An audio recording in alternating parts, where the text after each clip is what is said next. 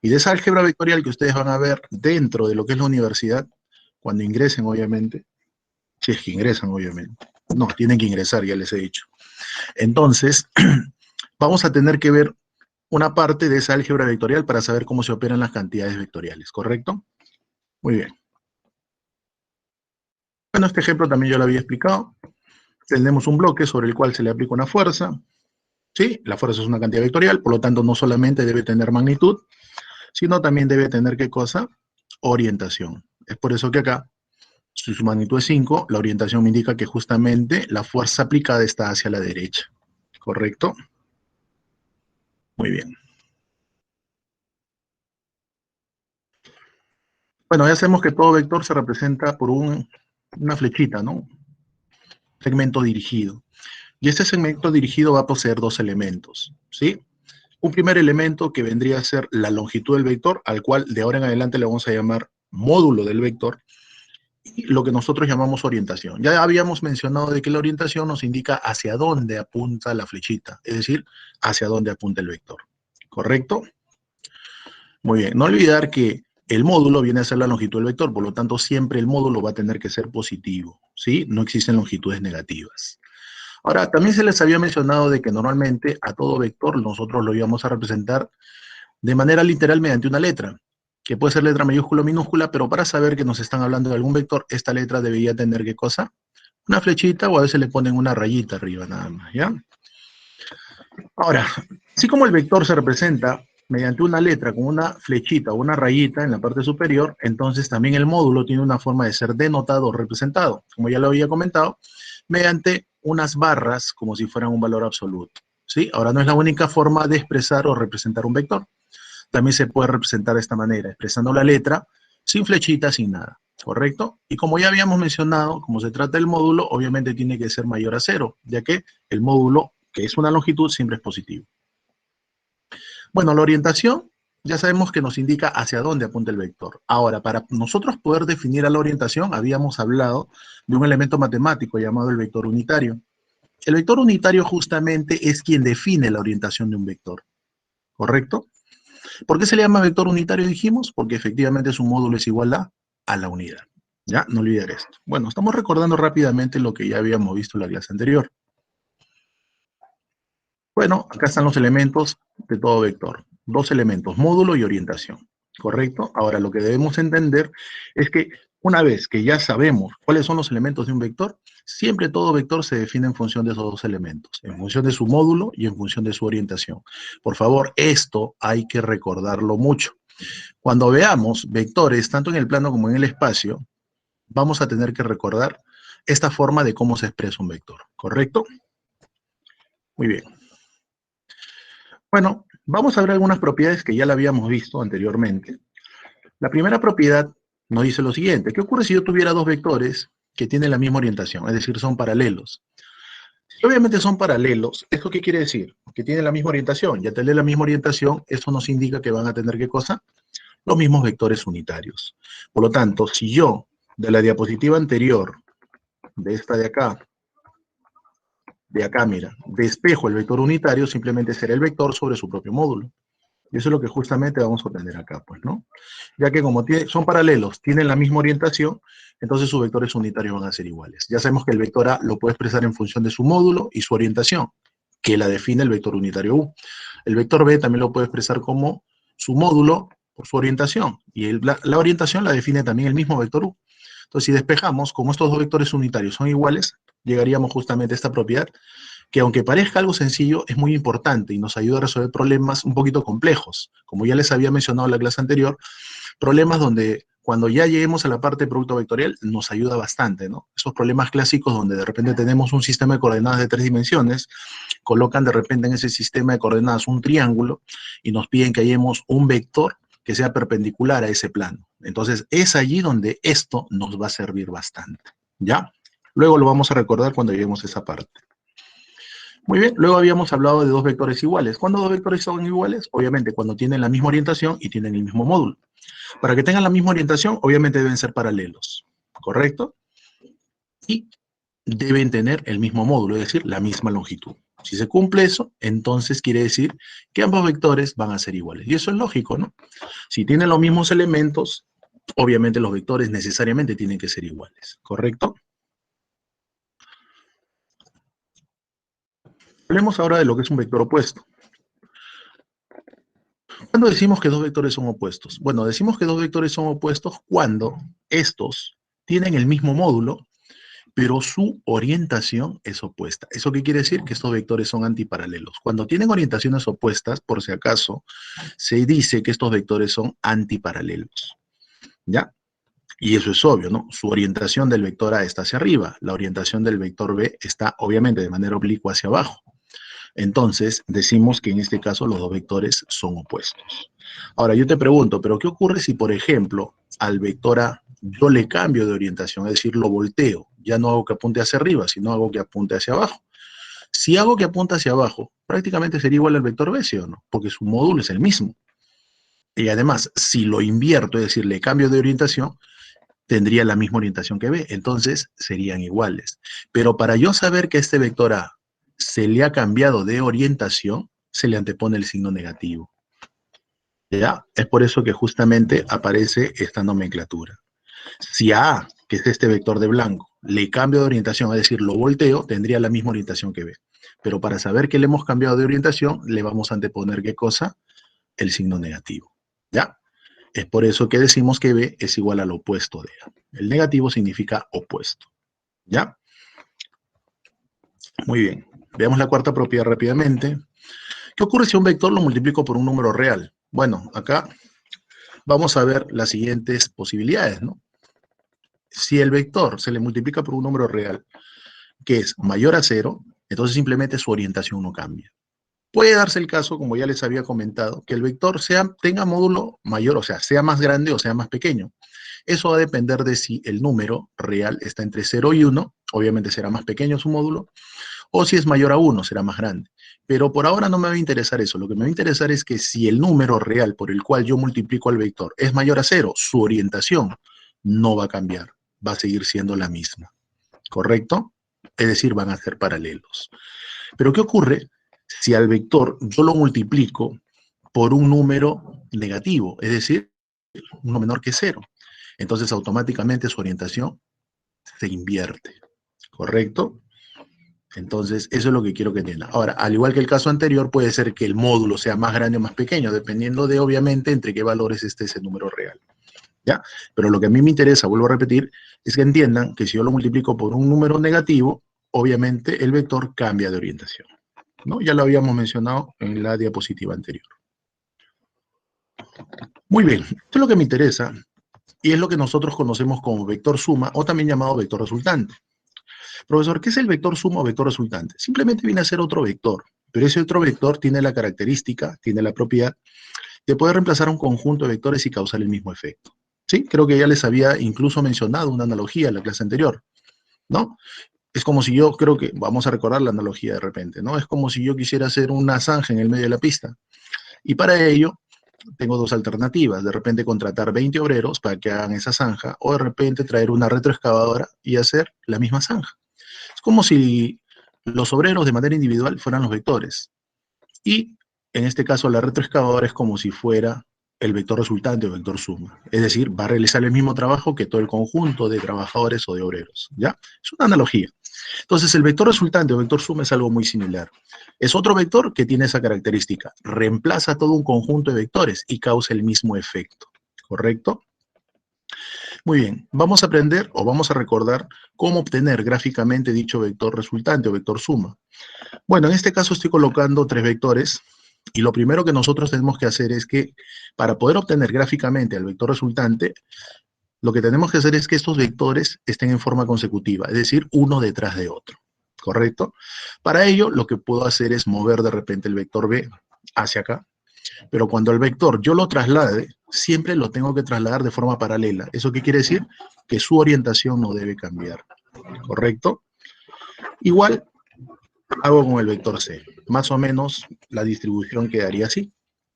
Entonces con esto he logrado que los vectores A, B y C estén en forma consecutiva. Una vez que logré que estén en forma consecutiva, ¿qué es lo que voy a hacer? Bueno, gráficamente el vector resultante lo voy a obtener uniendo la cola del primer vector con la cabeza del último vector. ¿Ya? Estos son los tres vectores que logré que estén en forma consecutiva y obviamente su vector resultante o vector suma se obtendría gráficamente de esta manera, ¿ya? Uniendo la cola del primero con la cabeza del último vector. ¿Correcto? Muy bien. Ahora, existe una forma literal de poder representar a esa resultante. Como este vector, el de azul, va a reemplazar a estos tres vectores, A, B y C, entonces yo lo puedo escribir de forma literal de esta manera.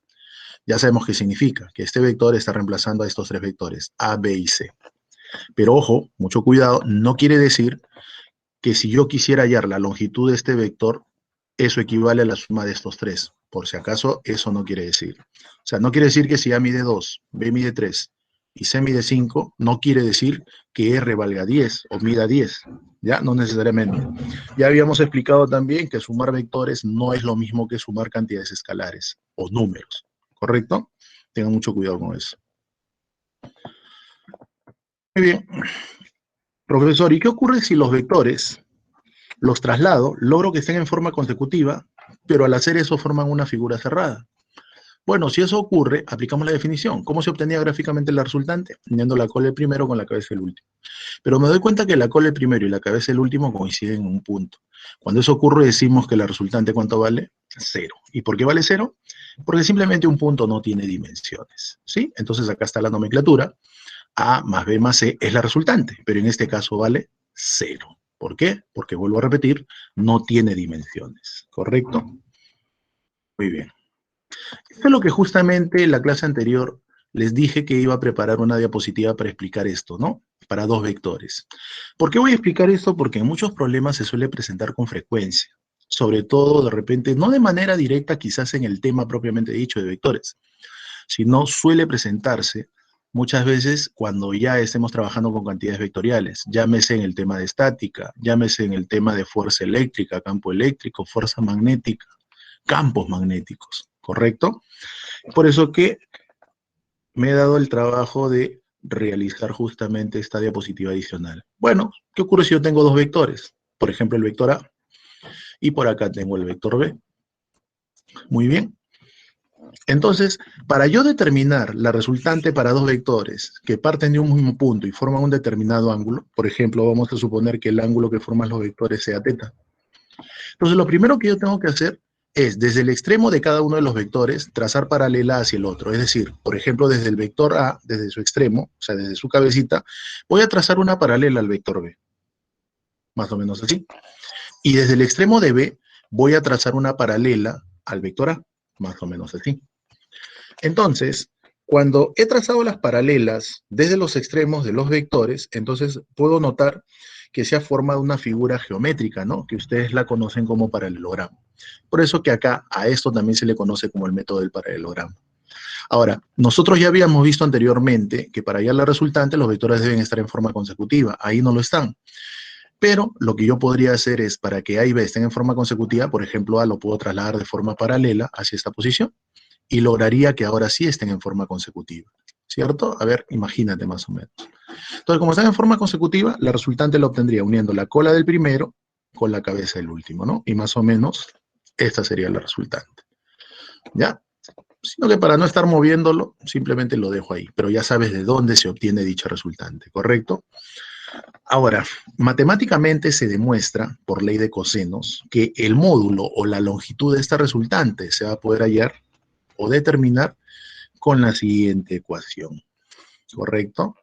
Siempre se cumple que el módulo de dicha resultante va a ser igual a la raíz cuadrada ¿de quién? Del módulo de A al cuadrado, más el módulo de B al cuadrado, más 2 veces el producto de módulos por el coseno del ángulo que forman dichos vectores, ¿correcto?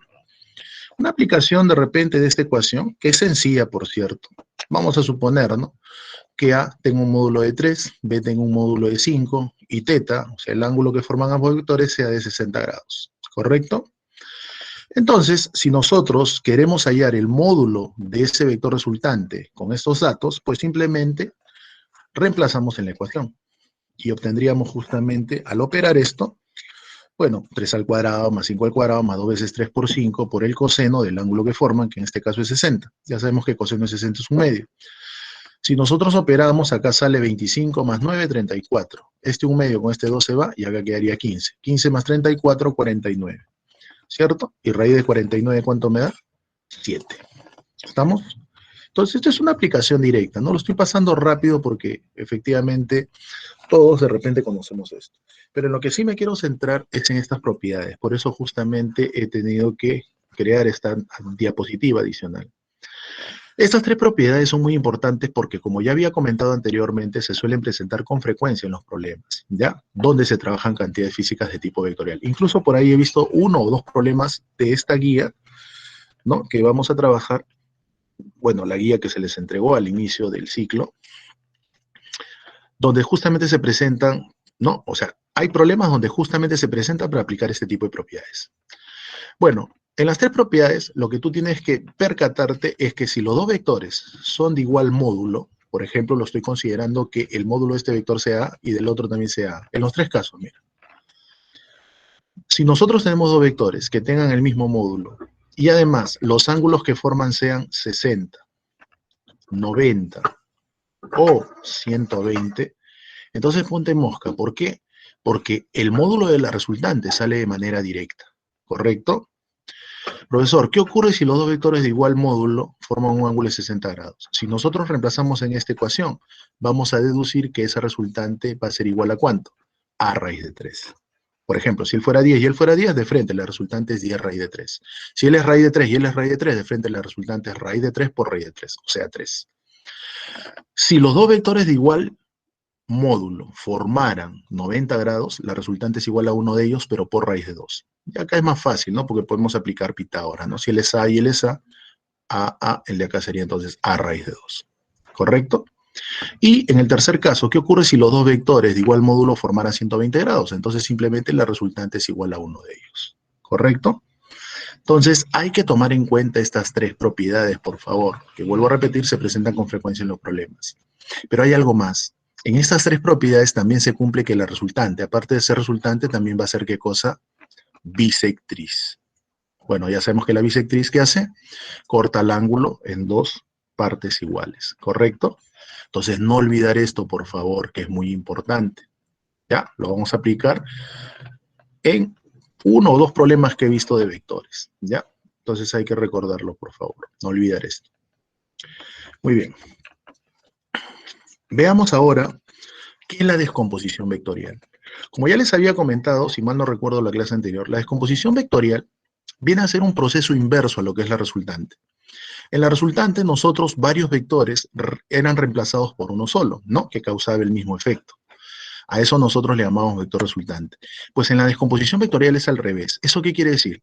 Que si en la resultante varios vectores eran reemplazados por uno solo, en la descomposición vectorial es al revés. ¿Eso qué quiere decir? Que a partir de un solo vector, yo puedo descomponerlo y obtener 2, 3, 4, 5, 10 o de repente más componentes, según sea tu conveniencia.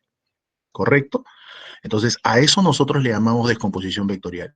¿Eso qué quiere decir? Que a partir de un solo vector yo puedo obtener más componentes.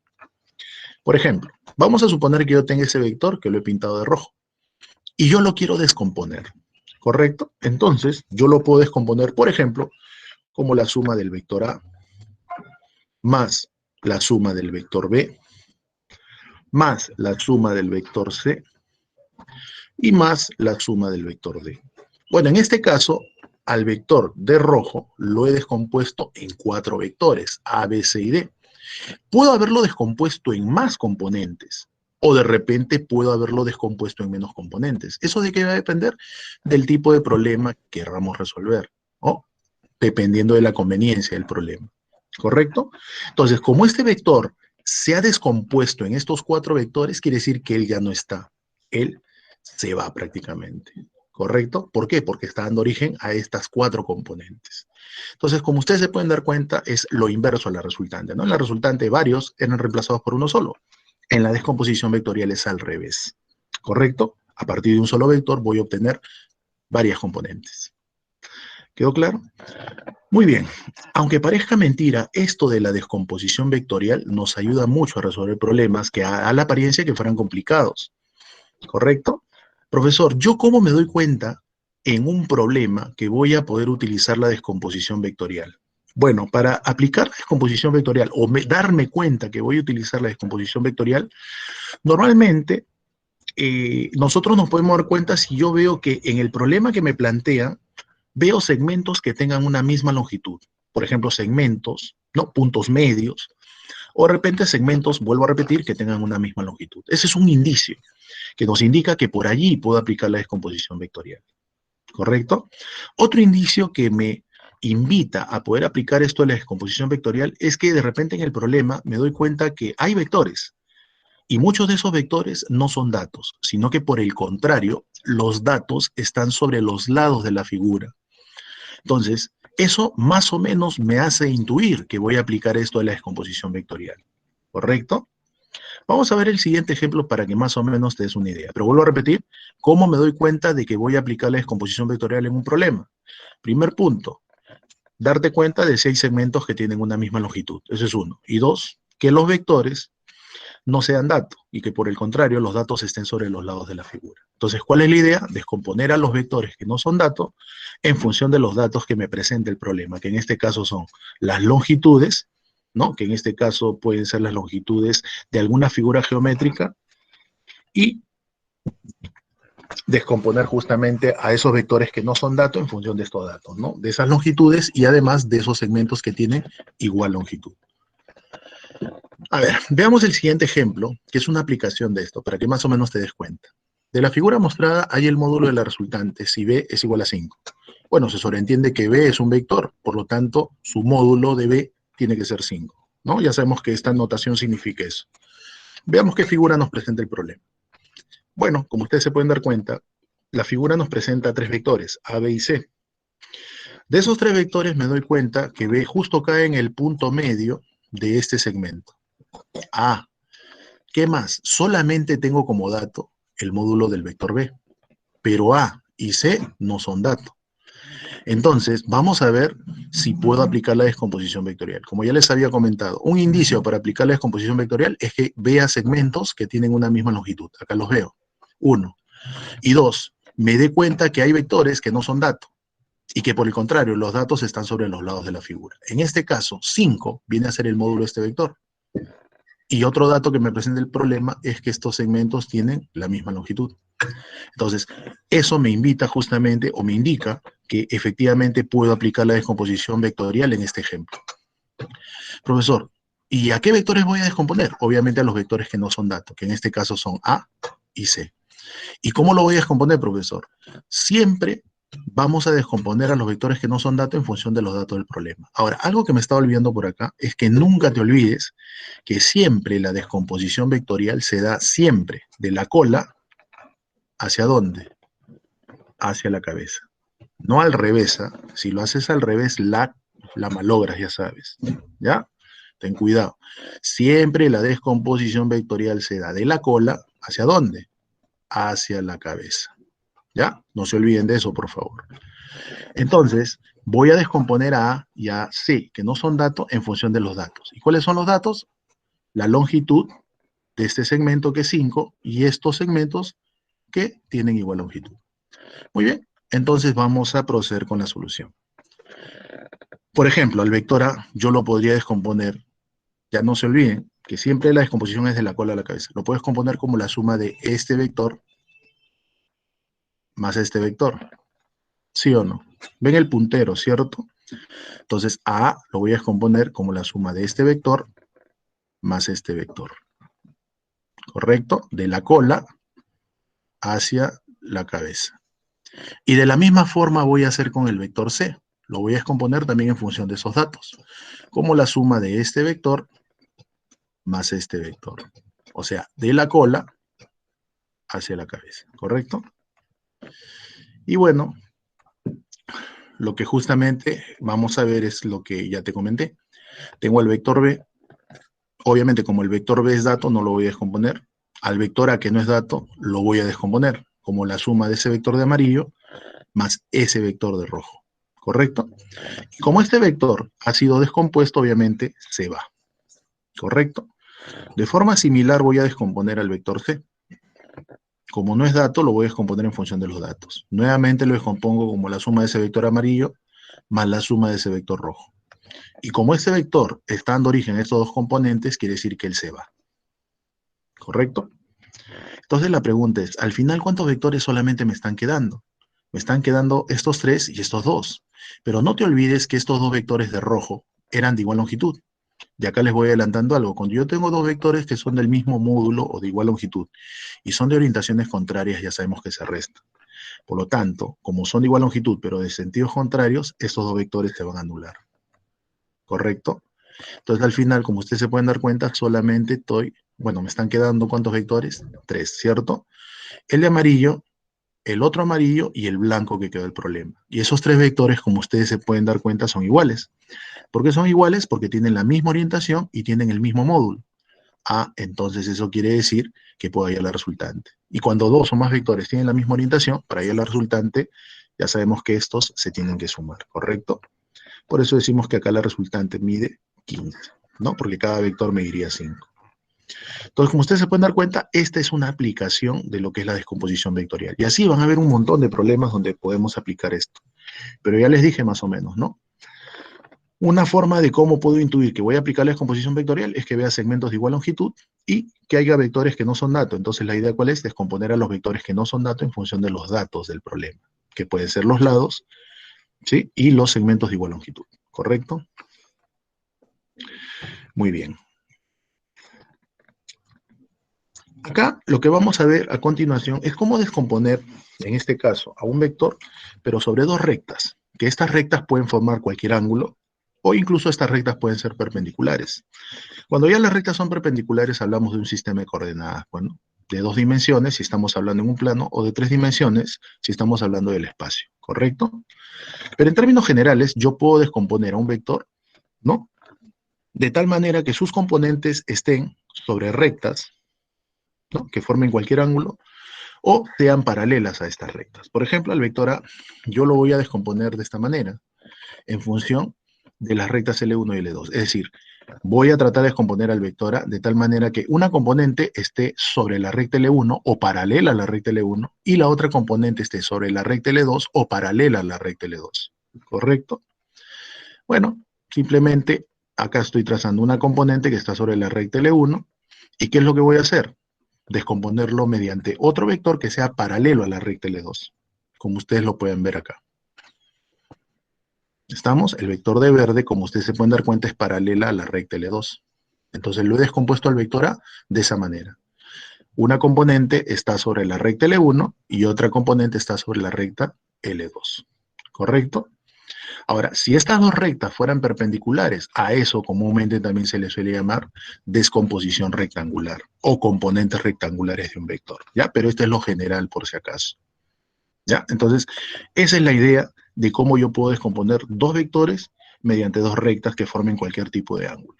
¿Y cuál es la aclaración? Que si estas rectas son perpendiculares, entonces hablamos de lo que es componentes rectangulares de un vector o descomposición rectangular también se le llama, que puede ser en el plano, si son dos ejes coordenados o dos rectas perpendiculares, o en el espacio si se trata de tres rectas mutuamente perpendiculares, ¿correcto? Muy bien. Bueno, ahí simplemente hay un texto que especifica lo que ya te había mencionado. Bueno, como ustedes se pueden dar cuenta, como este vector ha sido descompuesto en A1 y A2, es como si este vector fuera la resultante. Por lo tanto, lo puedo escribir de esta manera, ¿no? A podría decir que es la resultante, o es como si fuera la resultante del vector A1 más el vector A2. Y como ustedes se han podido dar cuenta, la descomposición se ha dado de la cola, ¿hacia dónde? Hacia la cabeza, ¿correcto? Muy bien. Obviamente, una vez que se ha descompuesto, ya el vector A desaparece, pues, ¿no? Como ya lo hemos visto en el ejemplo anterior.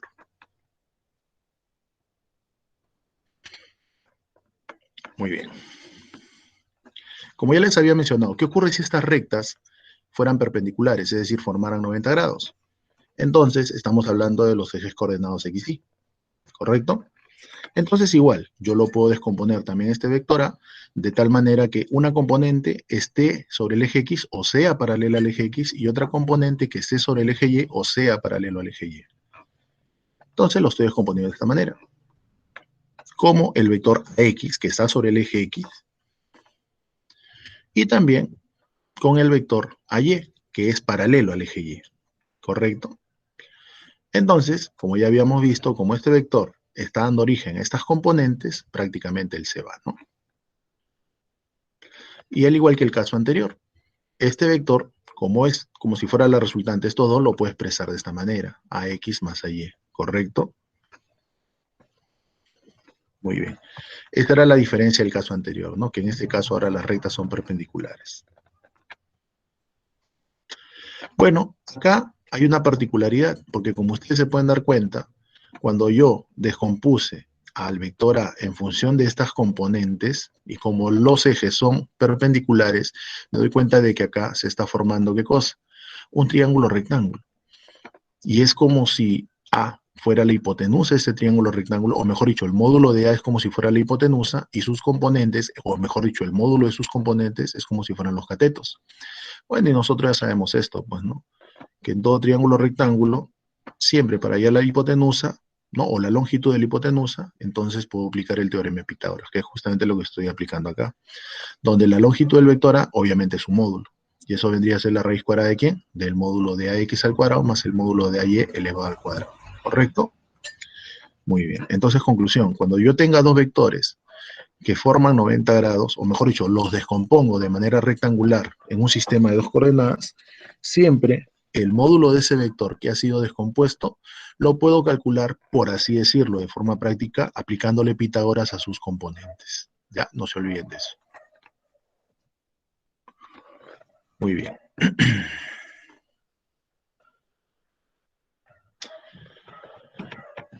Acá es algo muy similar, sino que ahora lo que vamos a hacer es descomponer al vector en el espacio, es decir, en un sistema de coordenadas de 3 dimensiones. Es decir, sobre 3 rectas que son mutuamente perpendiculares y que están en el espacio. Entonces la idea es la misma, ¿no? Tenemos los ejes X, Y obviamente el eje Z. Entonces, vamos a descomponerlo. De tal manera que una componente esté sobre el eje X o sea paralelo al eje X, otra componente esté sobre el eje Y o sea paralelo al eje y otra componente que esté sobre el eje Z o sea paralelo al eje Z. Y como ustedes se pueden dar cuenta, siempre la descomposición sea de la cola hacia la cabeza. ¿Ya? No olvidar eso. Muy bien. Entonces, como este vector está dando origen a estas 3 componentes, es como si fuera su resultante. Entonces lo puedo escribir de esta manera, ¿no? AX más AY más AZ. ¿Correcto? Muy bien. Ahora, ¿qué ocurre si yo de repente quisiera hallar el módulo de este vector que ha sido descompuesto? Así como en el caso anterior, ¿lo podré hallar ese módulo, es decir, la longitud del vector que he descompuesto en función de las longitudes de sus componentes? Y la respuesta es sí. Porque si ustedes se dan cuenta, acá, en esta figura, estos dos vectores forman 90 grados. Y esta diagonal de ese rectángulo que se formó en la base es como si fuera la hipotenusa de ese triángulo rectángulo. Por lo tanto, esa hipotenusa la puedo escribir de esta manera, ¿cierto? Ahora, en esta parte sombreada nos damos cuenta que se ha formado ¿qué cosa? Un triángulo rectángulo. ¿Por qué? Porque efectivamente este plano es perpendicular a la base. Por lo tanto, el módulo de ese vector que ha sido descompuesto, o sea, A, también vendría a ser la hipotenusa de este triángulo rectángulo. Por lo tanto, para hallar su módulo puedo aplicar Pitágoras, es decir, raíz cuadrada de esta longitud al cuadrado más esta longitud al cuadrado. Y obviamente obtendríamos lo que aparece por acá. Que como ustedes se pueden dar cuenta, es parecido al caso anterior de 2 dimensiones. Por así decirlo, no es que sea así, pero por así decirlo, también podría decir que el módulo de ese vector que ha sido descompuesto, ¿no? Lo puedo calcular también como el Pitágoras, o sea, aplicándole Pitágoras, por así decirlo, ¿no? A sus 3 componentes. Raíz cuadrada del al cuadrado más el al cuadrado más el al cuadrado. ¿Ya? Bueno, hemos visto cómo descomponer un vector en 2 dimensiones, en 3 dimensiones. Lo puedo descomponer teóricamente en 4, 5 o en n dimensiones, pero eso ya ustedes lo van a ver dentro de la universidad. ¿Ya? Ahí van a hablar de lo que se conocen como espacios vectoriales también. Pero eso ya es otra cosa, como les decía, es algo más profundo, matemáticamente hablando. ¿Ya? Y también se va a deducir por inducción matemática que efectivamente el módulo, por ejemplo, de un vector que ha sido descompuesto en n componentes, lo puedo calcular así, ¿no? Ax al cuadrado más y al cuadrado más az al cuadrado más todas las componentes elevado al cuadrado. O sea, es como si le aplicara Pitágoras a sus componentes, por así decirlo. ¿Ya? Entonces no se olviden de esto. Muy bien. Bueno, acá obviamente el vector A desaparece porque ya sabemos que dio origen a estos tres componentes. ¿Ya? No se olviden de eso. Muy bien. Vamos a hablar de los vectores unitarios. Ya anteriormente había indicado de que todo vector se expresa en función de sus dos elementos, en función de su módulo y en función de su orientación, ¿correcto? Ahora, como normalmente nosotros cuando analizamos un fenómeno, ahora que vamos a analizar lo que es cinemática, o sea, todo lo referido a los fenómenos relacionados con los movimientos, normalmente tenemos que trabajar con un sistema de coordenadas. ¿Estamos? Ahora, ese sistema de coordenadas puede ser en dos o en tres dimensiones. ¿Sí? Eso es básicamente para que nosotros podamos cuantificar el movimiento. Es por eso que normalmente, como nosotros vamos a trabajar con sistemas de coordenadas de dos y tres dimensiones, es por eso que a cada uno de esos ejes coordenados se le va a asociar una orientación, ¿correcto? Por convención, cada uno de esos ejes coordenados va a tener una letra que va a definir su orientación. Por ejemplo, cuando estamos en el eje X, la letra que define esa orientación va a ser la letra I. En el eje Y, la letra que define esa orientación va a ser la letra J. Y en el eje Z, la letra que define esa orientación va a ser la letra K. ¿Correcto? Es decir, los vectores unitarios van a estar representados por esas letras, I, J, K. Ahora, acá se sigue también una convención. Si se orienta el vector unitario hacia la zona positiva del eje X, por ejemplo, ese vector unitario sería positivo. Si se orienta hacia la zona negativa, también sería negativo. O sea, se sigue la misma convención que ustedes ya conocen de matemática, ¿no? Cuando tienen un sistema de coordenadas, por ejemplo, en el eje X hacia la derecha están los valores positivos, hacia la izquierda los valores negativos, o sea que es igual. Si estamos en el eje X, ¿sí? Ya sabemos que el vector unitario que gobierna la orientación en el eje X es el vector unitario Y. Ahora, será positivo o será negativo dependiendo si se orienta hacia la zona positiva o hacia la zona negativa. Lo mismo ocurrirá con el eje Y con el eje Z, ¿no? Si se orienta hacia la zona positiva del eje Y, ya sabemos que el vector unitario que define esa orientación en el eje Y es el vector unitario J, ¿correcto? Y si se orienta hacia la zona negativa, será menos J. Lo mismo ocurrirá con el eje Z. Quien define la orientación en el eje Z es el vector unitario K, que se apunta hacia la zona positiva, se considera positivo, y se apunta hacia la zona negativa, se considera negativo. No se olviden que quien define la orientación de un vector es el vector unitario, ¿sí? Porque no olvidar que el vector unitario nos indica hacia dónde se orienta, hacia dónde apunta el vector. ¿Ya? No se olviden de esto, por favor. Muy bien. Entonces, si ya conocemos las orientaciones que por convención se han definido mediante letras en cada uno de los ejes coordenados, y yo sé además que todo vector se puede expresar en función de su módulo y su orientación, entonces cuando yo descomponga un vector sobre estos ejes coordenados, lo voy a poder obtener de la siguiente manera.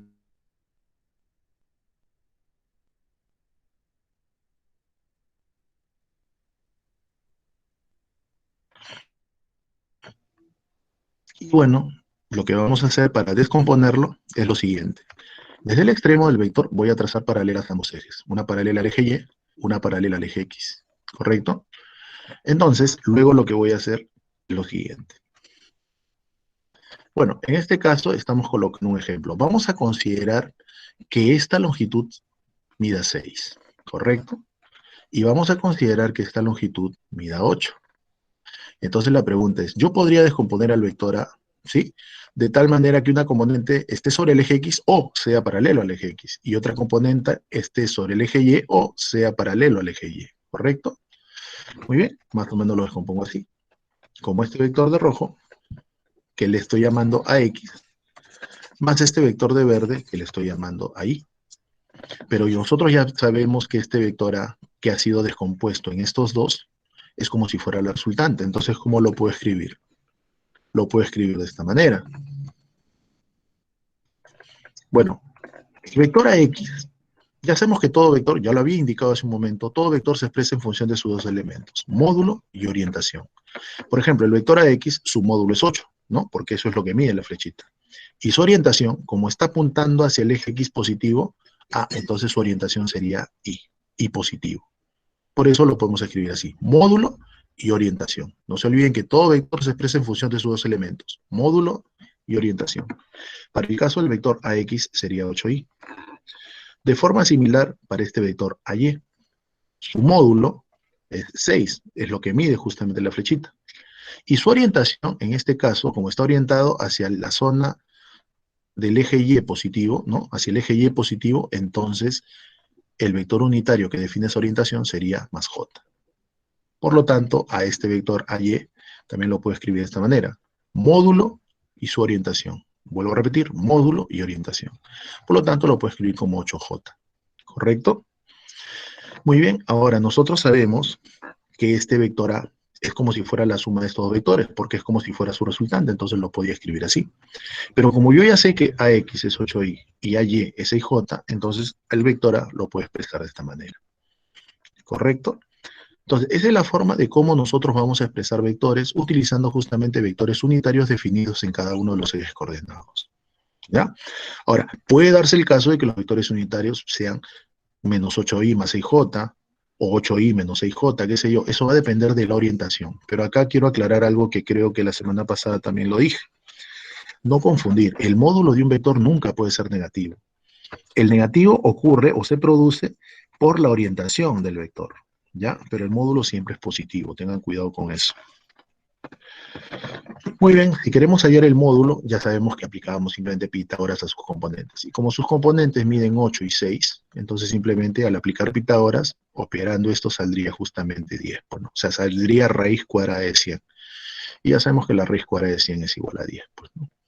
Ya, no se olviden de esto. Veamos entonces, bueno, ya desapareció el vector A, porque obviamente ha dado origen a estas componentes.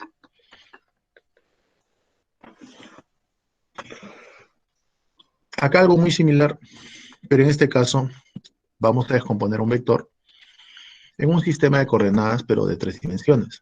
Tenemos al vector A, y lo voy a descomponer de esa manera, ¿no? Un vector paralelo al eje Y, un vector sobre el eje X, y un vector sobre el eje Z. No se olviden, siempre la descomposición sea de la cola a la cabeza, ¿correcto? Ahí está. Entonces, como ya hemos definido letras a cada uno de esos ejes coordenados para definir la orientación, puede ser positivo o puede ser negativa esta letra, dependiendo de hacia dónde se oriente en cada eje. Entonces, tanto los vectores AX, AY y AZ los podemos expresar justamente de esa manera, pues, ¿no? Bueno, en el caso de la diapositiva, estamos colocando como ejemplo de que la longitud de este vector de rojo que está sobre el eje X mide 4, la longitud del vector que está paralelo al eje Y mide 12, y la longitud del vector que está sobre el eje Z mide 3. Entonces, yo te pregunto, por ejemplo, el vector AX lo podría expresar como su módulo por su orientación. No se olviden que todo vector siempre se expresa en función de esos dos elementos. En este caso, AX, ¿a qué sería igual? Su módulo, que es 4, por su orientación. Pero en este caso, el vector AX no se orienta hacia el eje X positivo, sino hacia el eje X negativo. Y quien gobierna esa orientación es no Y, sino menos Y. Por lo tanto, el vector AX, ¿a qué sería igual entonces? Tendría que ser menos Y. Igual con el vector AY. Su módulo es 12, pero se está orientando no hacia la zona positiva del eje Y, sino hacia la zona negativa. Por lo tanto, quien gobierna esa orientación es menos J.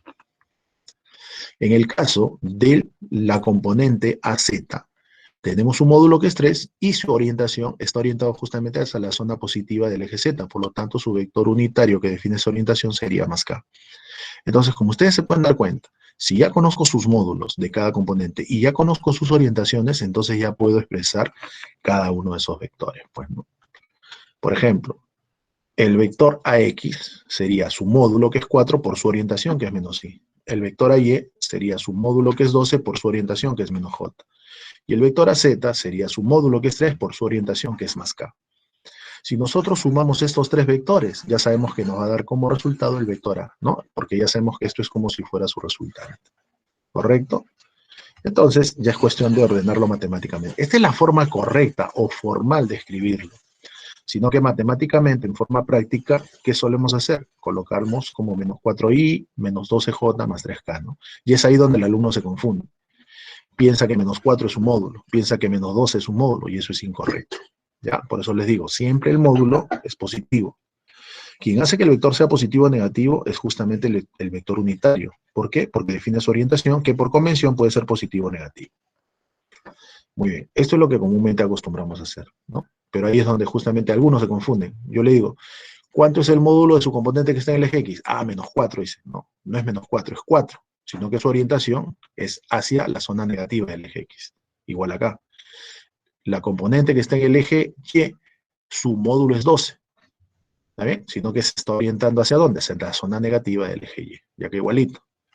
La componente que está en el eje Z mide 3, y el hecho de que sea positivo, ¿qué quiere decir? Que se orienta hacia la zona positiva del eje Z. ¿Correcto? ¿Ya? Muy bien. Creo que ya con eso queda claro este aspecto, ¿no? Bueno, el vector A desaparece porque efectivamente está dando origen a estas componentes. Muy bien. Bueno, esta es una operación matemática, ¿no? Que lo podemos ver de forma gráfica y no solamente de forma gráfica. Y hay muchos problemas cuando vayamos a resolverlos. Ya sabemos que esto se cumple, ¿no? No solamente de manera gráfica, sino también puede ser de forma literal. Por ejemplo, vamos a suponer que yo tenga los vectores A y B. Están en forma consecutiva. Entonces puedo obtener su resultante, ¿cierto? Uniendo la cola del primero con la cabeza del último. Ahí está el vector de azul. Pero ¿qué ocurre si estos vectores yo los llevo a un sistema de coordenadas de 2 dimensiones? Por ejemplo, el eje X y el eje Y. Entonces, tanto a como a B yo los puedo descomponer, ¿cierto? De tal manera que el vector A y el vector B tengan componentes tanto en el eje X como en el eje Y. Por ejemplo, el vector A lo puedes componer como la suma del vector AX más el vector AY. Al vector B también lo puedes componer como la suma del vector Bx más el vector By. ¿Correcto? Pero si ustedes se pueden dar cuenta, las componentes que están en el eje X, como las dos apuntan hacia una misma orientación, ambos se pueden sumar, ¿cierto? Y las que son paralelas al eje Y, como también apuntan hacia una misma orientación, ambas se pueden sumar. Entonces, eso es como si yo gráficamente haría lo siguiente. Bueno, acá estamos considerando que AX mide 6, AY mide 5, BX mide 4, BY mide 7. ¿No? Estamos dando valores así arbitrarios. Bueno, ya tenemos sus orientaciones, entonces puedo hacer esto. Puedo mover este vector hacia acá y este vector lo muevo hacia acá. Entonces, como ustedes se pueden dar cuenta, el vector A más B vendría a ser la suma de sus componentes. Tal y como de repente podemos ver acá. Por ejemplo, ¿no? El vector A más B sería la suma de las componentes de A y de B que están en el eje X, más la suma de componentes de los vectores A y B que están en el eje Y. Y como ya sabemos que cada uno de ellos se puede expresar en función de su módulo y su orientación, entonces ya podemos obtener el vector suma, o también llamado vector resultante. Por ejemplo, el vector AX lo puedo escribir como 6i. El vector BX lo puedo escribir como 4i. Ya sabemos que módulo y orientación. ¿Por qué I? Porque obviamente ambos vectores se orientan hacia la zona del eje X positivo. ¿Correcto? Lo mismo podría ser con los vectores AY y BY. ¿Correcto? AY, ¿cómo lo puedo escribir? Como 5 por J. J positivo porque se orientan hacia la zona positiva del eje Y. Y BY como 7J, ¿no? Quedaría justamente más o menos así. Si nosotros sumamos, obtendríamos finalmente el vector A más B. ¿Correcto? Entonces, esto nos da pie a que nosotros de ahora en adelante, cuando tengamos, gráficamente podemos hacer esto, pero no es necesario que lo tengamos de manera gráfica, sino que esto, ¿qué quiere decir?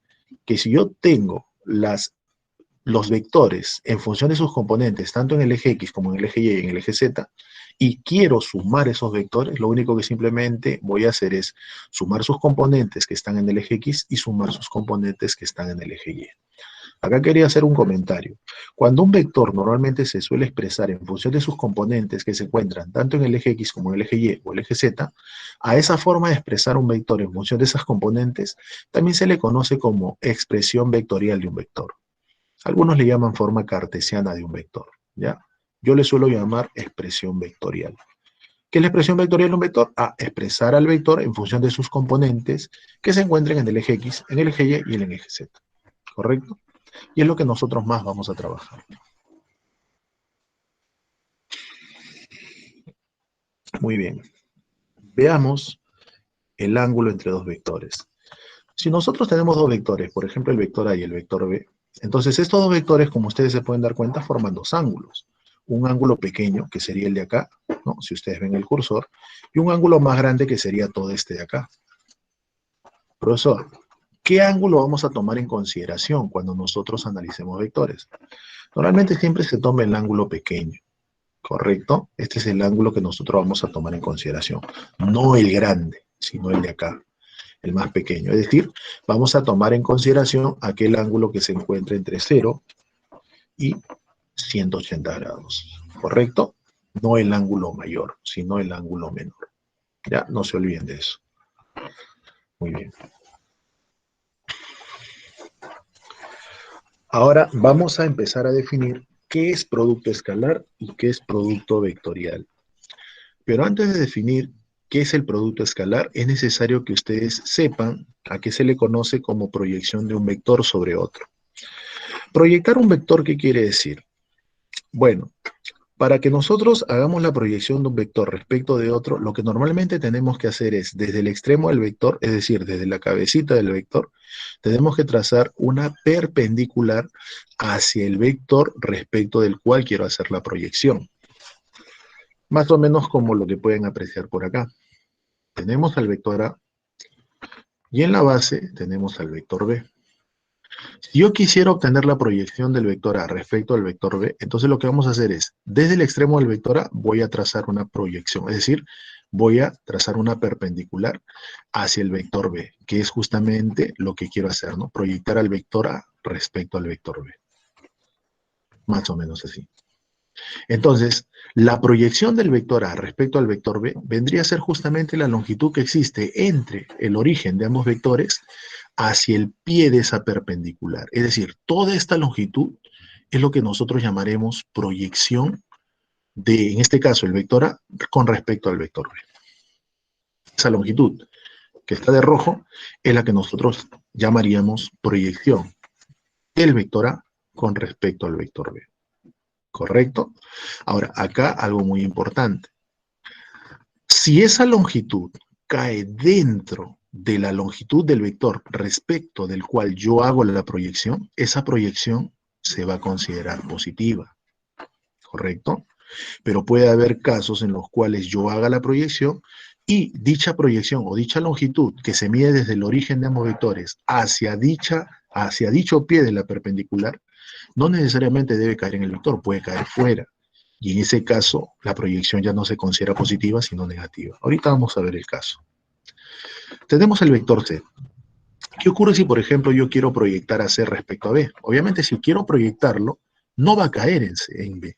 Entonces, lo que yo tendría que hacer es trazar una línea de acción. ¿Qué es la línea de acción, profesor? La línea de acción viene a ser simplemente la recta en la cual está contenido un vector.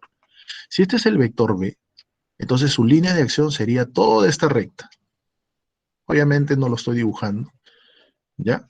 Pero toda la recta en la cual está contenido el vector B, esa sería su línea de acción. Entonces, como ustedes se pueden dar cuenta, cuando yo trazo su línea de acción, entonces para hacer la proyección de C con respecto a B, entonces al trazar la perpendicular hacia la línea de acción del vector B, como ustedes se pueden dar cuenta, no cae dentro de su longitud, cae afuera. Entonces, en este caso, diremos que la proyección del vector C con respecto a B ya no es positiva, va a ser negativa, ¿correcto?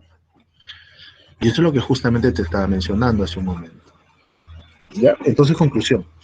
Ya sabemos qué es la proyección de un vector con respecto de otro. ¿Qué hacemos? Desde el extremo, trazamos una perpendicular hacia el vector con respecto del cual quiero hacer la proyección. ¿Y qué es la proyección? La longitud que existe entre el origen de ambos vectores hacia el pie de esa perpendicular. Si esa longitud cae dentro del vector, la proyección se considera positiva. Pero si esa proyección cae fuera de la longitud del vector, entonces esa proyección se considera negativa. Igual, ¿no? La longitud o la proyección vendría a ser justamente aquella longitud que va desde el origen de ambos vectores hacia el pie de esa perpendicular, sino que como en este caso ha caído fuera de la longitud del vector, esa proyección se considera negativa. Profesor, ¿y qué ocurre si tuviera el vector D?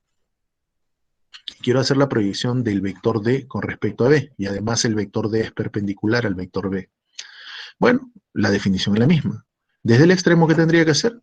Trazar una perpendicular, ¿hacia dónde? Hacia el vector con respecto del cual quiero hacer la proyección, es decir, sobre B.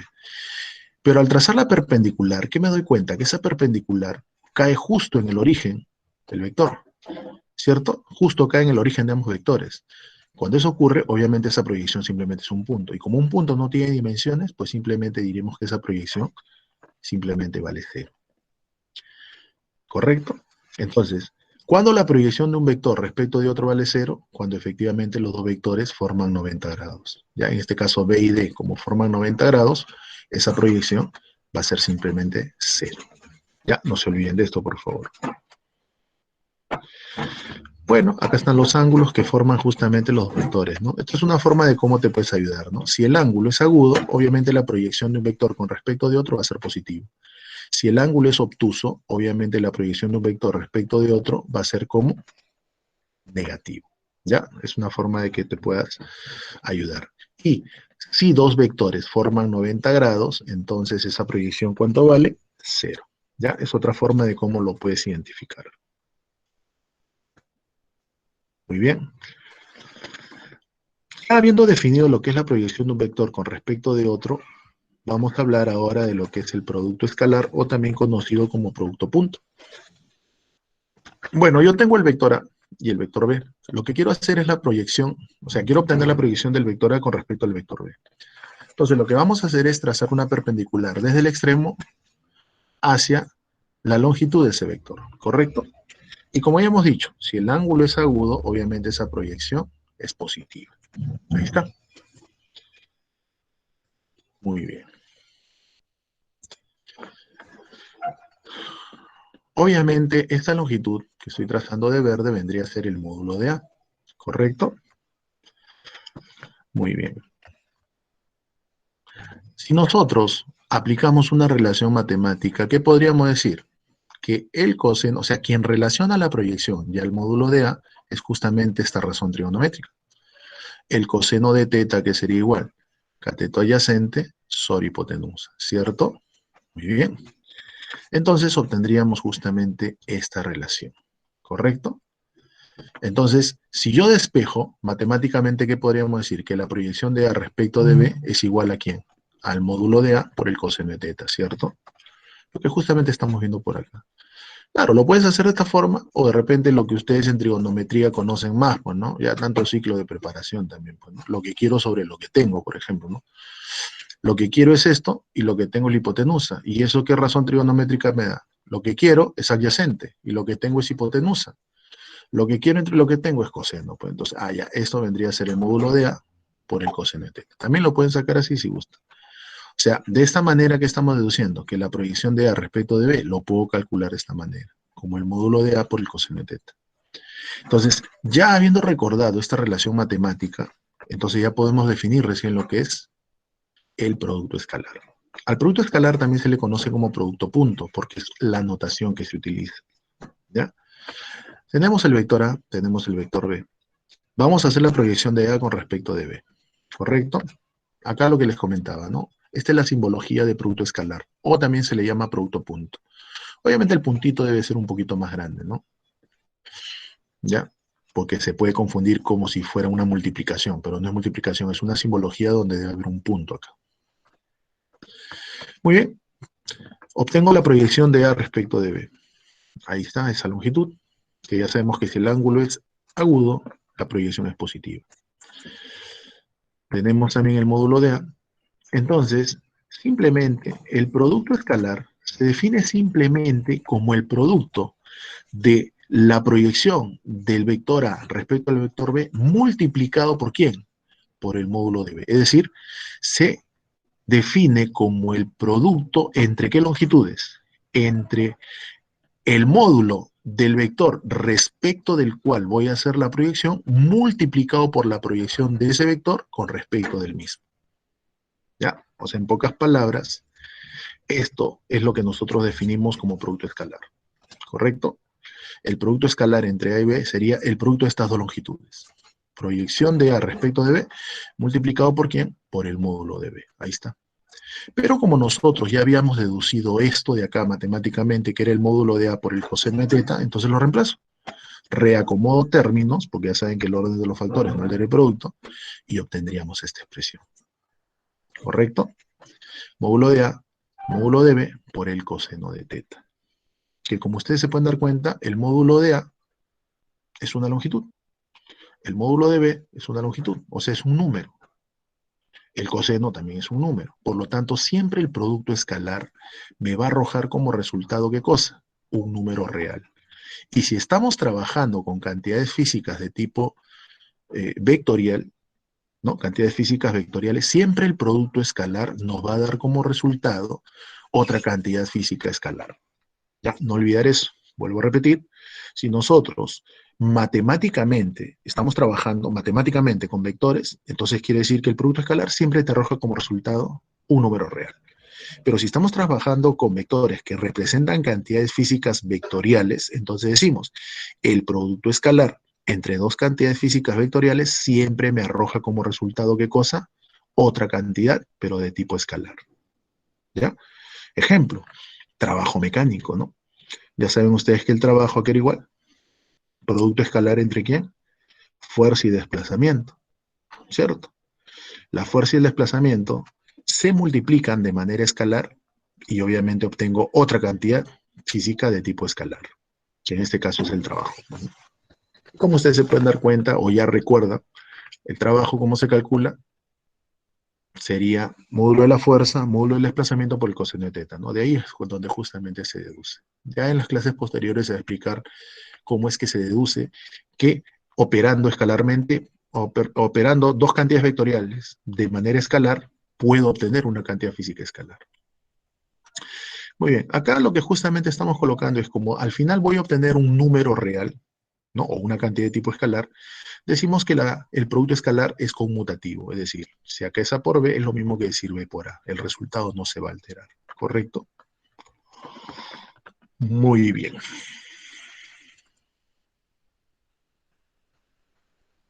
Veamos algunas observaciones. Vamos a suponer, a ver, acá veíamos el ángulo que formaban los vectores A y B. Vamos a ver dos casos muy importantes. Primer caso, vamos a suponer que el ángulo que forman los vectores A y B sea igual a 0 grados. Entonces, si es igual a 0 grados, entonces tanto el vector A como el vector B tendrían la misma orientación, ¿cierto? Por lo tanto, lo que podría decir es lo siguiente, que la proyección del vector A respecto de B sería todo esto de acá, ¿cierto? Está cayendo sobre el vector B. Entonces, todo esto sería su proyección. ¿Estamos? Y además, este sería el vector unitario, que en este caso, como los dos vectores son paralelos, es decir, tienen la misma orientación, quiere decir que sus vectores unitarios, ¿cómo tienen que ser? Iguales. Entonces, lo que simplemente voy a hacer es lo siguiente. Yo sé que el vector A lo puedo expresar en función de su módulo y su orientación, el cual lo estamos representando por U. El vector B de igual forma, también lo puedo expresar en función de su módulo y de su orientación, que también sería el vector U, ya que son paralelos. Entonces, si nosotros aplicamos la definición de frente, producto escalar es la proyección de A respecto de B por el módulo de B, ¿correcto? Pero nosotros sabemos que el vector A lo puede expresar de esta manera y el vector B lo puede expresar de esta manera, entonces lo reemplazo. Ahí está. Vector A es módulo por su orientación, vector B módulo por su orientación. Proyección de A respecto de B, de acuerdo a la figura, en este caso es equivalente al módulo de A. Bueno, como esto es un número, y esto es un número, se pueden cancelar. Esto es un número, también se pueden cancelar. Y al final, estamos deduciendo lo siguiente. que el producto escalar entre dos vectores unitarios iguales es igual a ¿cuánto? A la unidad. ¿Correcto? Entonces, de este primer caso, donde el ángulo que forman los dos vectores es 0 grados, estamos llegando a esta conclusión. ¿Esto qué quiere decir? Que si yo multiplico dos vectores unitarios que son iguales, siempre su producto escalar me va a dar como resultado la unidad. Ahora, esto yo lo puedo generalizar para los vectores unitarios que vamos a trabajar. Como ya hemos dicho que los vectores unitarios con los cuales vamos a trabajar son los vectores unitarios que ya han sido definidos en cada uno de los ejes coordenados X, Y y Z, entonces podemos llegar a la siguiente conclusión. Que si yo multiplico escalarmente I con I, J con J y K con K, siempre ese resultado, ¿cuánto me va a dar? 1. ¿Correcto? No olvidar entonces, ¿ya? Cuando multiplicamos escalarmente dos vectores, siempre ese producto escalar es igual a 1. Veamos el segundo caso. ¿Qué ocurre si ahora los dos vectores formaran 90 grados? Bueno, ya sabemos que cuando dos vectores forman 90 grados, la proyección de A, en este caso, respecto de B, sería 0. ¿Correcto? Muy bien. Entonces, aplicando la definición, yo sé que el producto escalar es la proyección de A respecto de B por el módulo de B. Pero igual que el caso anterior, A lo puedo expresar como su módulo por su orientación, que en este caso sería un vector unitario. B también lo puedo expresar como su módulo por su orientación, que en este caso sería otro vector unitario, ya no el mismo, porque ahora tienen diferentes orientaciones. Y ahí es lo que estoy viendo más o menos. La orientación que define, o mejor dicho, el vector unitario que define la orientación del vector A sería V. Y el vector unitario que define la orientación del vector B sería U. Entonces, tanto A y B lo puedo expresar de esa manera, en función de su módulo y su orientación, ¿correcto? Por ejemplo, A lo puedo expresar en función de su módulo, ahí está, y su orientación, que es, acá hay una palteada brava, ¿ya? Acá debe ser al revés, por si acaso, porque A, acá tendría que ser V, ¿cierto? Y acá B, por su orientación, que tendría que ser U, ¿ya? No sé si me prestan atención. Ya, acá es al revés, o sea, el V tiene que ir acá y el U tendría que ir acá, ¿ya? Por si acaso, no me había percatado. Bueno, y esto tiene que ser igual a la proyección de A con respecto de por el módulo de B. Pero como ya hemos visto que esta proyección es 0, ya que son perpendiculares, entonces este producto se hace 0. Como estos módulos son longitudes, ¿no? O sea, son números, al pasar a dividir 0 entre algo sigue siendo 0. Entonces estamos llegando a esta conclusión. Que cuando dos vectores unitarios son perpendiculares, siempre se cumple que su producto escalar, ¿cuánto vale? 0. Y esto también lo puedo extender a los vectores unitarios que ya hemos definido. Ya sabemos que los vectores unitarios I, J, K son mutuamente perpendiculares. Entonces, yo podría decir que I por J, J por K o K por I, es decir, al multiplicarlos de manera escalar, siempre ese producto, ¿cuánto me va a dar? 0. ¿Ya? Entonces, hemos visto dos propiedades muy importantes del producto escalar. Cuando dos vectores unitarios se multiplican, o sea, dos vectores unitarios iguales se multiplican de manera escalar, ese producto escalar es igual a 1. Pero cuando dos vectores unitarios son perpendiculares y se multiplican de manera escalar, siempre ese producto escalar es igual a 0. ¿Correcto? Muy bien. Veamos un ejemplo para saber cómo se aplica esto. Bueno, ¿qué ocurre si yo quisiera multiplicar escalarmente A y B, donde me dan las expresiones vectoriales de A y de B? Ahí está. Bueno, lo ideal, matemáticamente hablando, sería multiplicar primero 6i con 2i y después 6i con menos 3j. Después 4j con 2i y después 4j con menos 3j. Lo vamos a hacer así, desglosado, pero luego les voy a dar la forma práctica. Ahí está lo que les indicaba, ¿no? 6i por i, matemáticamente, ¿no? 6i por 2i menos, o mejor dicho, 6i por menos 3j, ahí está, más 4j por 2i, ahí está, más 4j por menos 3j, ahí está. Pero como ya hemos visto propiedades, cuando multiplicamos escalarmente dos vectores unitarios iguales, este producto es 1. Y bueno, 6 por 2 es 12, pues, ¿no? O sea, acá solamente quedaría 12. Acá, mira, 6 por menos 3 es menos 18. Eso no me interesa, porque al final si yo multiplico dos vectores, que en este caso son I, J, y como estos son perpendiculares, quiere decir que cuando yo multiplico dos vectores unitarios perpendiculares, el resultado sale 0, y 0 por algo, esto se hace 0. Acá igualito. 4 por 2 es 8, pero J por I, ¿cuánto es? 0, porque son vectores unitarios perpendiculares, y 0 por algo es 0. Y acá, 4 por menos 3 es menos 12, y J por J es 1, o sea, acá saldría menos 12. ¿Correcto?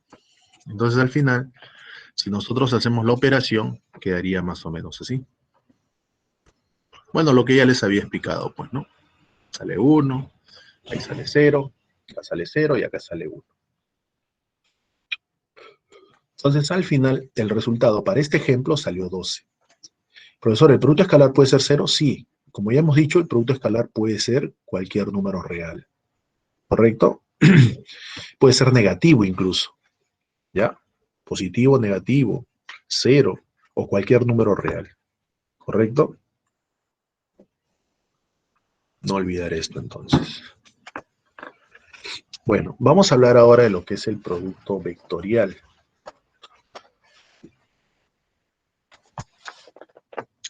A ver.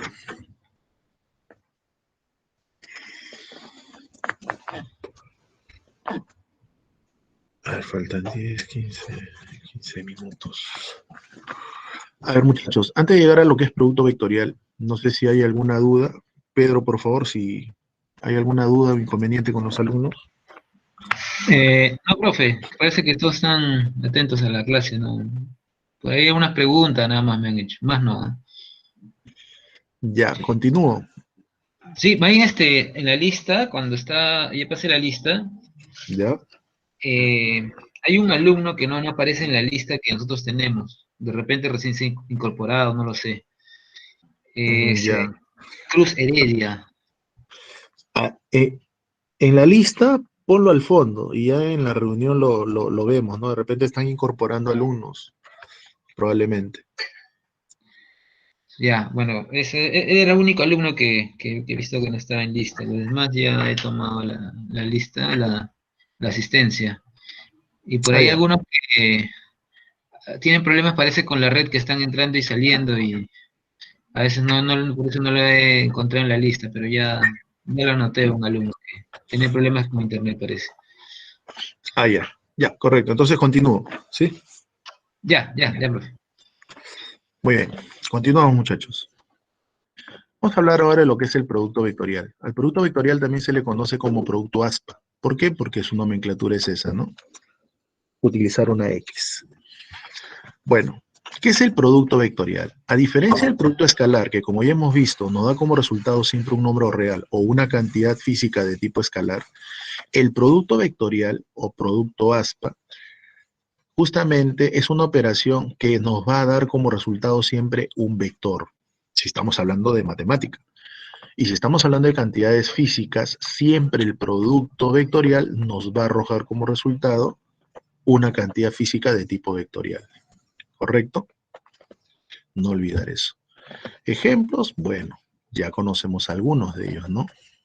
Un ejemplo donde podemos obtener de repente una cantidad vectorial al operar vectorialmente dos cantidades, por ejemplo el torque, ¿no?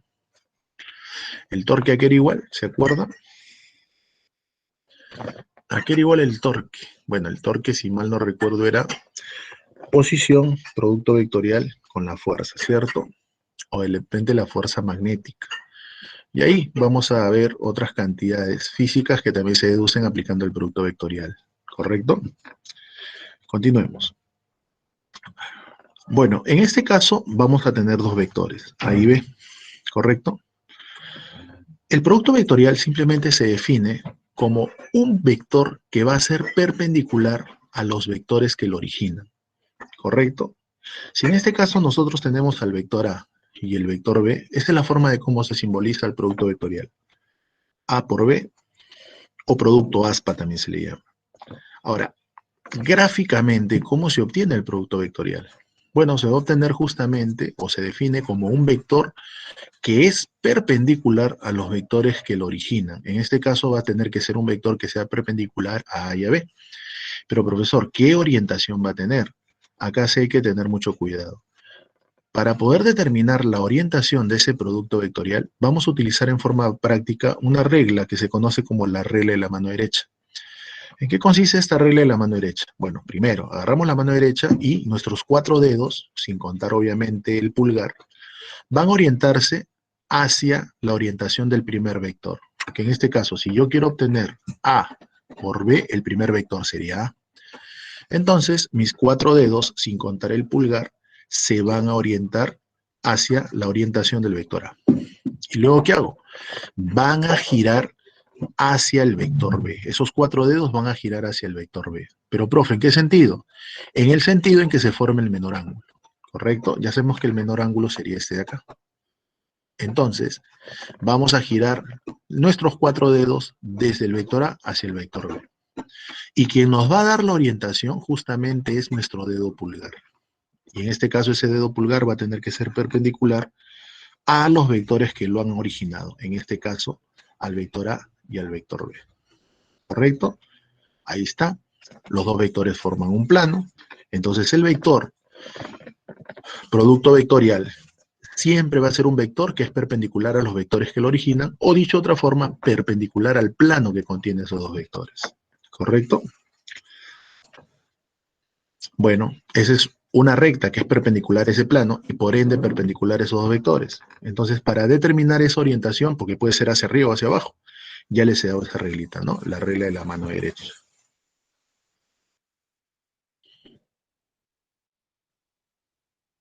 Ahí está el menor ángulo.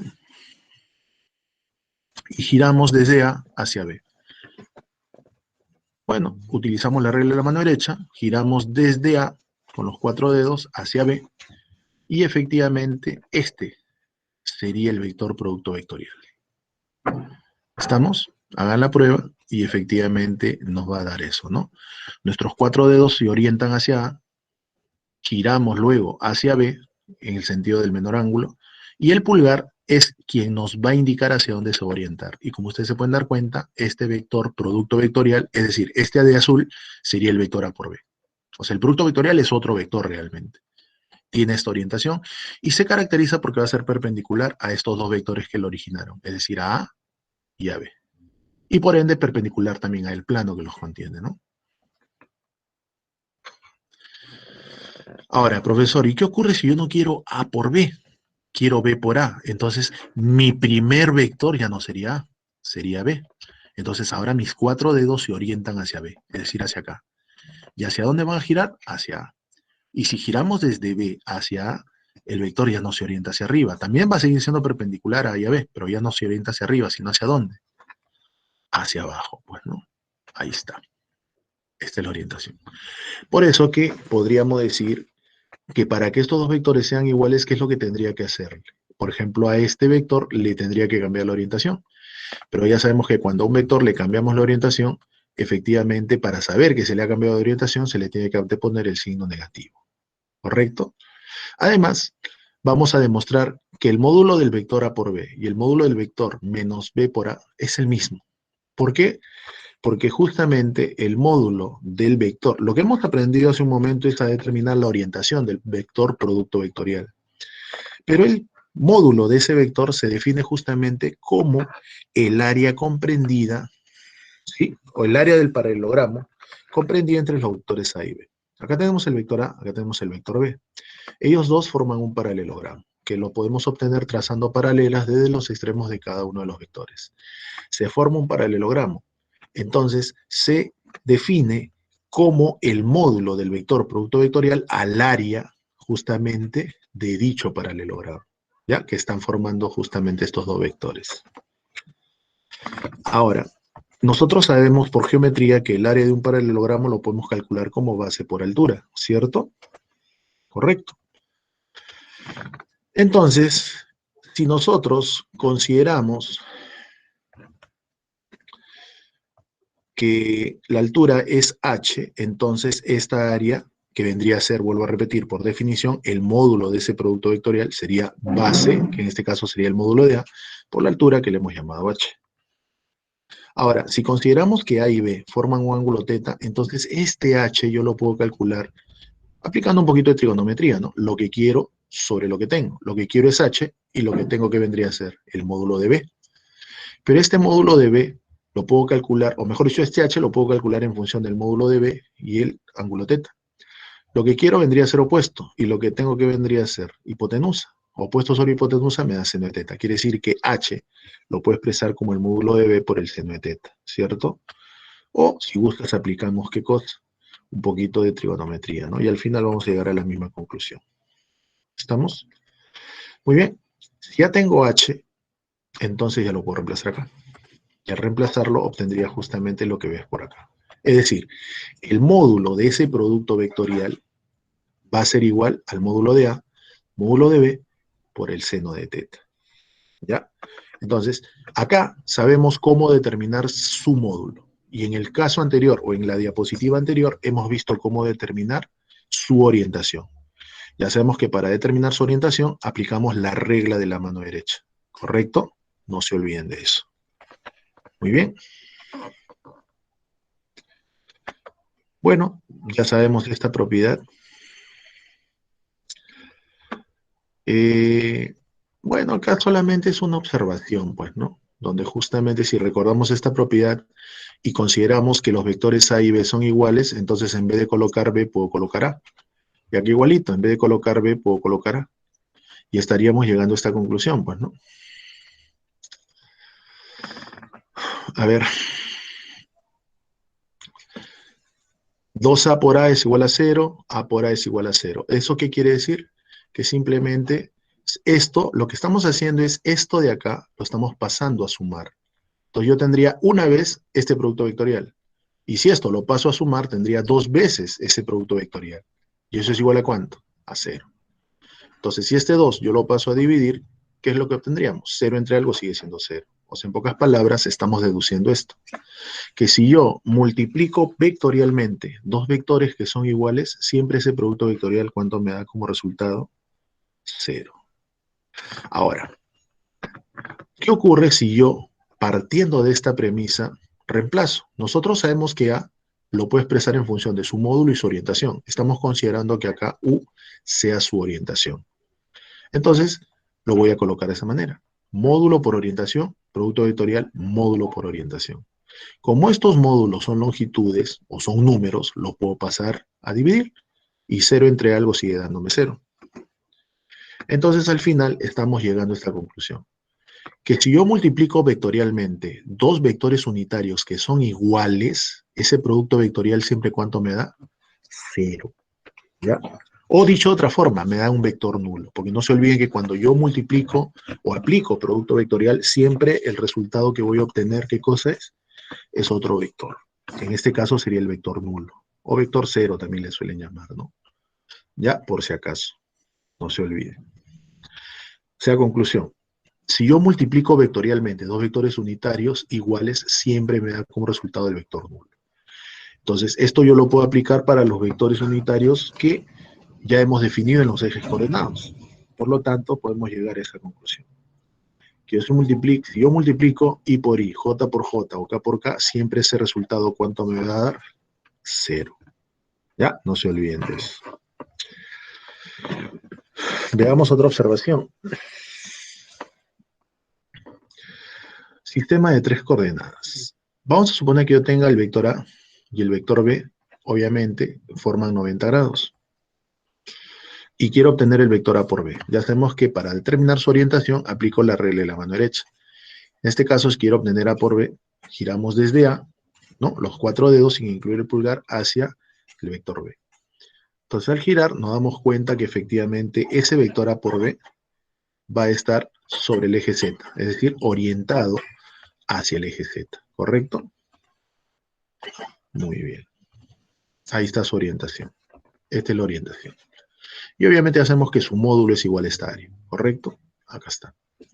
Pero como el ángulo es 90 grados y habíamos deducido que el módulo de ese producto vectorial era igual al módulo de A, módulo de B por el seno de teta, pero como teta vale 90, el seno de 90 es 1. Entonces llegamos a esta conclusión.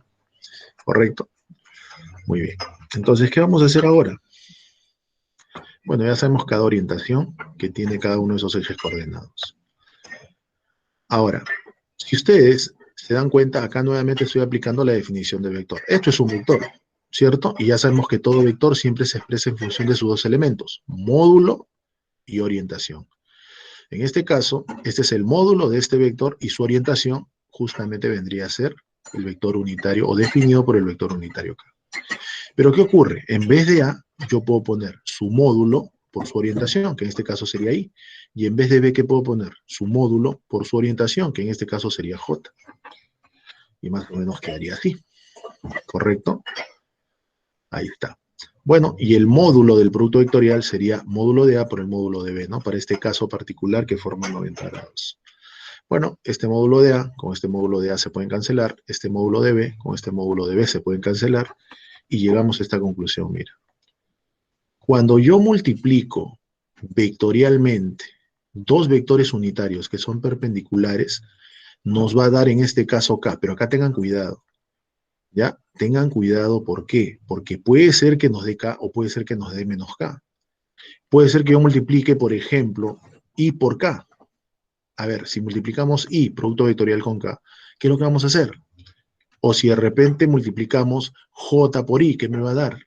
Entonces, para ello, lo que normalmente vamos a hacer es utilizar la regla de la mano derecha. Siempre giramos del primero hacia el segundo. Por ejemplo, si giramos de I hacia J, me va a dar siempre K. Si giramos de K hacia J, ¿qué nos va a dar? A ver, si giramos de K hacia J nos da menos I, creo, ¿no? Si giramos de K hacia I, ¿qué nos da? J. Si giramos de J hacia I, ¿qué nos da? Menos K, creo, ¿no? Muy bien, y así vamos a poder deducir. Pero, vamos acá, no sé si han puesto la regla, bueno, a ver. Es una regla, ¿no? Que de repente ahí aparece, para que de repente puedan rápidamente deducirlo. Pero antes de que acabe la hora, porque ya es lo último que estamos viendo, ya el día jueves continuaríamos con la solución de los problemas. Acá, por ejemplo, ¿no? Aplica regla en la mano derecha nada más. Y por J, ¿qué nos saldría? K, pues, ¿no? ¿Qué más? J por I, ¿qué nos va a dar? Menos K. En este caso, J por K, ¿qué nos va a dar? J por K, ¿qué nos daría? Menos, perdón, I, ¿no? J por K, claro. Y al revés, ¿qué nos daría? O K por I, perdón. K por I, ¿qué nos daría? Y así. Justamente acá hay una regla, ¿no? Pero realmente, particularmente, bueno, puedes utilizar esta regla, yo no digo que no. Yo utilizo esta, ¿ya? Y quería aprovechar justamente antes de que de repente nos gane la hora. Vamos a poner aquí un ratito.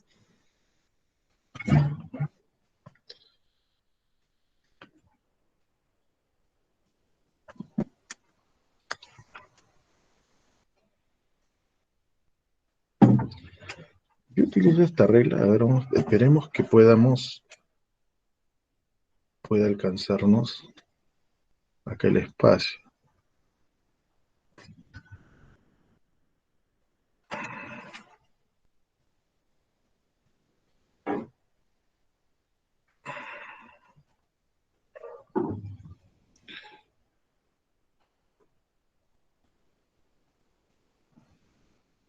Lo que voy a hacer acá es poner las letras I, J y K.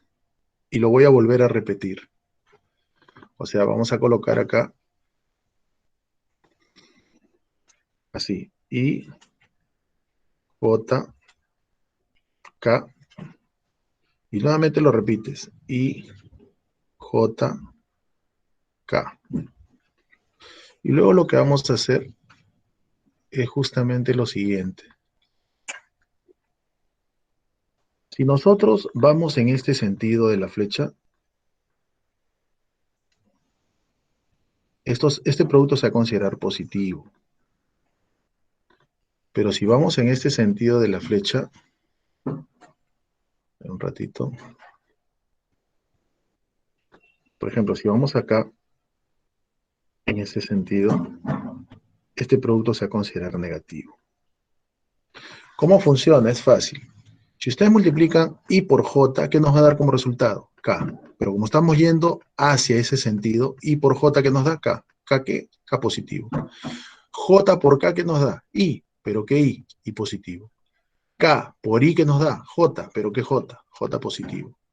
I por J, ¿qué nos da? K. ¿Pero qué K? K positivo. Porque estamos yendo hacia la derecha. Y si nos vamos hacia la izquierda, algo parecido. Por ejemplo, K por J, ¿qué nos va a dar? I. ¿Pero qué I? Negativo. J por I, ¿qué nos da? K. ¿Pero qué K? Negativo. I por J, ¿qué nos da? Perdón, I por K, ¿qué nos da? J. ¿Pero qué J? Negativo. ¿Correcto? Entonces, eso es una reglita que de repente muchos fácilmente lo pueden recordar. ¿Ya? Es por eso que lo voy a dejar ahí. Bueno, muchachos, eso es lo que justamente sería el tema de vectores. Ya creo que prácticamente hemos acabado todo. Solamente faltaría ver el ejemplo, ¿no? Eso ya lo veríamos el día jueves. Pero ya prácticamente toda la teoría está elaborada. Solamente faltaría ver una aplicación de cómo se aplica el producto vectorial, ¿correcto? Muy bien, muchachos. Si hay alguna duda, alguna consulta, ahí nomás lo dejaríamos hasta el día jueves que tenemos mayor cantidad de horas, ¿no? Muy bien, muchachos. Ahí lo vamos a dejar. Ya el día jueves continuaríamos con el avance, ¿correcto? Muy bien. No sé si Pedro les quiere decir algunas cosas. No, no, profe, más bien es que me estoy despidiendo también de los chicos, ya nos estamos viendo la otra semana. Uy, perdón, el día jueves, ya me estoy El despidiendo. jueves. Ok, ok, ok. Muy bien, muchachos. Nos vemos. Hasta luego.